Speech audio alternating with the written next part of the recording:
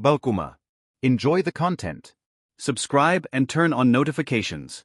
Ethan Harris adjusted the rearview mirror and sighed as he pulled out of the parking lot. The factory gates closed behind him with a metallic clang that echoed louder than usual. It was 9:12 p.m. Too early. For the past 3 years, Ethan never left work before midnight. Overtime shifts had become normal. Necessary.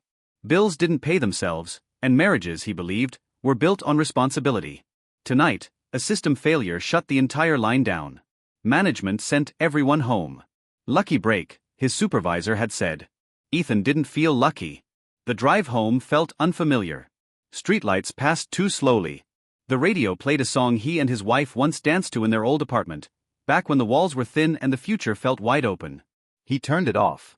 As he pulled into the driveway, something felt wrong. The porch light was off. Claire always left it on when he worked late. He unlocked the door. The house greeted him with silence. Not the comfortable silence of sleep. The kind that feels staged. The kitchen was spotless. No dinner plate. No half-finished glass of water. Claire's laptop wasn't on the dining table where she usually worked late into the night. Ethan set his keys down slowly. "Claire," he called. No answer. He walked upstairs. Each step creaked, the same way it had since they moved in 6 years ago. They used to joke about fixing it. They never did. The bedroom door was slightly open. He pushed it. The bed was perfectly made. Not neat. Not tidy. Perfect. Hospital corners. Smooth sheets. Pillows aligned with precision. Claire had never made the bed like that. Never. Ethan's stomach tightened. He noticed the details one by one. Her phone charger unplugged. Her jewelry tray half empty. Her overnight bag missing. This wasn't someone going to bed early. This was someone leaving intentionally. He pulled out his phone. No new messages. The last text from Claire was sent at 7:04 p.m. Long day. I'm exhausted. Going to sleep early. Love you. Love you. 2 words that suddenly felt rehearsed. He called her. Straight to voicemail. He tried again. Same result. Ethan sat on the edge of the bed, hands clasped together, breathing slowly. Then he remembered the location app. They had installed it years ago. Not out of distrust. Out of convenience. He opened it. The blue dot blinked. 14 minutes away. An address he didn't recognize. An apartment complex. His heart began to pound. There had to be an explanation. A friend. A work emergency. Anything. But his body already knew the truth before his mind accepted it. The drive felt unreal. His hands gripped the steering wheel so tightly his knuckles turned white. He parked outside the building and checked the app again.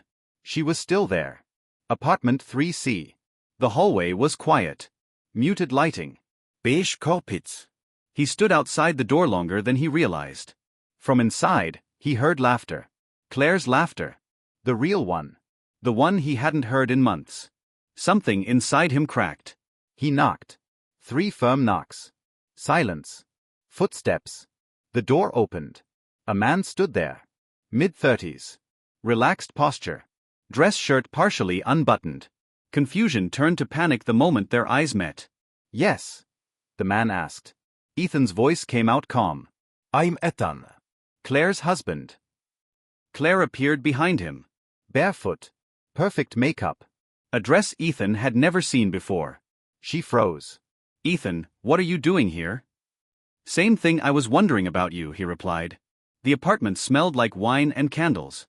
2 glasses sat on the table. Soft music played in the background. Everything had been planned. Carefully. "How long?" Ethan asked. Claire didn't answer at first. Then she whispered, 8 months. 8 months. Ethan felt the air leave his lungs. 8 months of lies.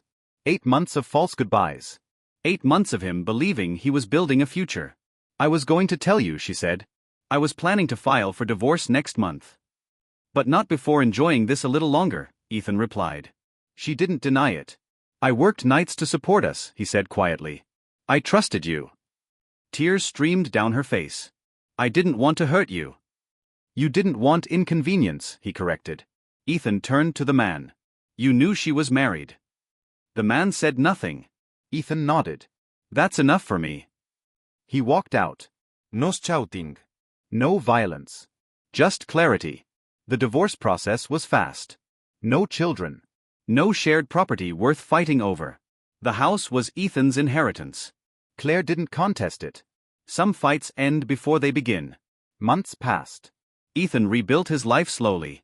He painted the walls. Sold old furniture. Started running in the mornings. He learned something important. Being alone wasn't the same as being empty. 9 months later, he saw Claire again.